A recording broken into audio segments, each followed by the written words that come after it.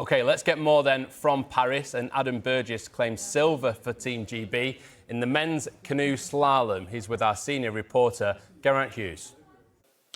A bit of a medal rush yesterday, and I got one of them with me. Adam, let's have a quick look. Let's have a quick look. How does that feel? That's nice. Heavy. Yeah. Feels so good. So good. Just run us through your day yesterday, because your sport, with the white water, there's a lot of jeopardy. It doesn't. If you can be the best in the world, you can come last. That's the beauty of your sport. How did it go yesterday from your point of view? Yeah, canoe slalom. It's always exciting. Always has its twists and turns. For me, the job was to go and enjoy it. Was to stay present, focus on my job, which for me is about creating space. We know I'm fast across the water, quicker than anyone.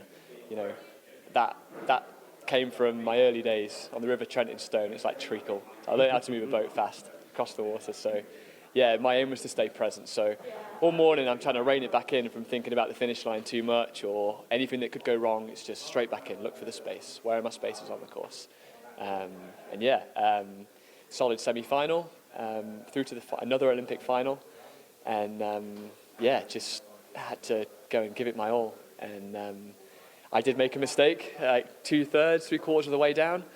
I hung on really well to try to make sure that wasn't a big, costly mistake, and just keep fighting. And I actually took the split from there to the finish, reined back a bit of time, and just sheer joy and elation to get onto the podium. When do you know in your sport? When do you know you've done enough to get yourself on the podium? Easy for us. Yeah, you don't want to get too ahead of yourself. Like, to go into first with 3 boats to go, you can be pretty confident. In our sport, you can be pretty confident that someone's going to let you on there that's yet to follow, but you just don't know. And obviously I was ecstatic to go into first because, I had no idea with that mistake how much I'd lost, if I was able to claw it back. I had no idea where I was going to go in. I knew if I went into first that I had a chance. And I had both fingers crossed because, for a moment I was like, there's still 3 people to go here and I could be 4th again. And the first guy to come down, he was actually the one who knocked me off the podium in Tokyo, and he went in behind. And so I didn't have long to wait. We have a 3.5 minute interval. It feels like forever, but thankfully it was the first guy that let me onto the podium. Adam, what does this mean for you? Because a lot of hard work goes into that for you, but also your family, your friends, the people who work with you as well. What does this mean? Yeah, it means the world, but I had a word with myself in the morning before the race and said to myself, this whole journey, the whole last 20 years, it's all been worth it before that race even starts. I just wanted to go out there, enjoy myself, showcase canoe slalom to the world, show the world how beautiful our sport is, how much I love it and enjoy it. And I guess what this medal means is that, I get that opportunity to really put us on the map now, not just on the venue on the day. Listen, I know you've had 0 sleep. We know that one. No sleep whatsoever for you. Have you managed to share this at all with family and friends? You mentioned Tokyo several times. There was no one there you could even go close to share it with. Any chance to share it with family and friends yet? Yeah. So I had so many people in the stadium with me. The support was amazing. You'd have seen them on TV in their yellow T-shirts.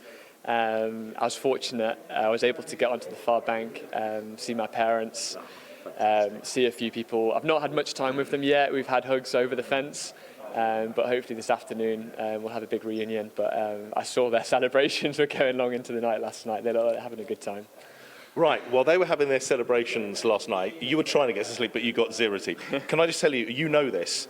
You slightly changed my life. Adam's slightly changed my life. Should we explain what it's all about? Yeah. Right.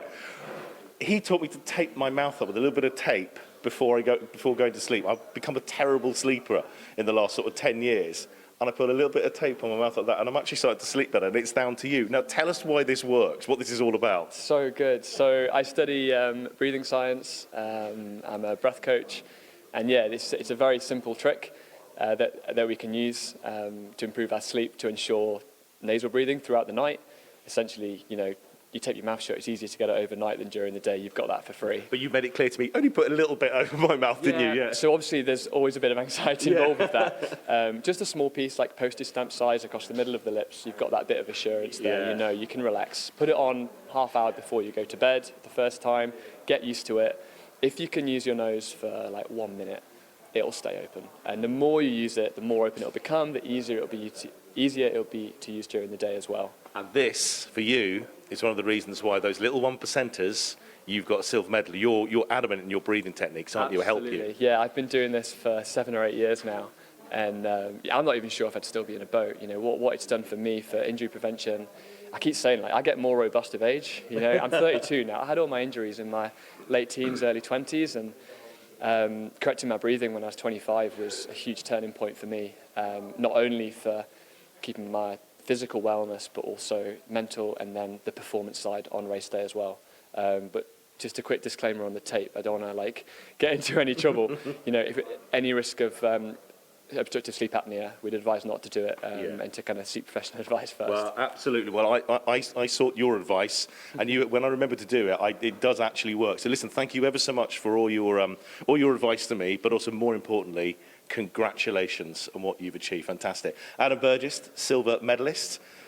No sleep, but very, very happy. Thank you so much.